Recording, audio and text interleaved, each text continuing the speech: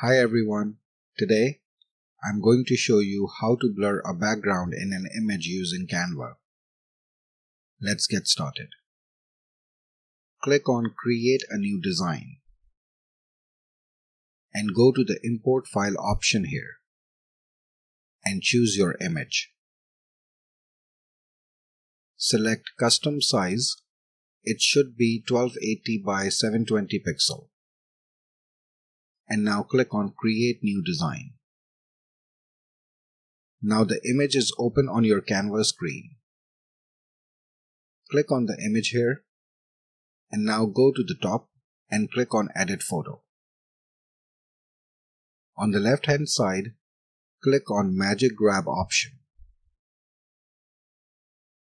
Okay, so now you can see the Magic Grab option extracted this person in the photo from the background.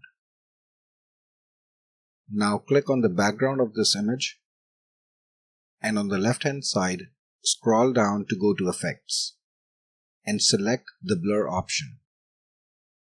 Select the whole image option here and increase the intensity. And now go back and here is the final result. If you want to download this image, go to the top right hand side and click on Share and scroll down to click on Download. I hope you like this video. Please consider subscribing for more tutorials like these.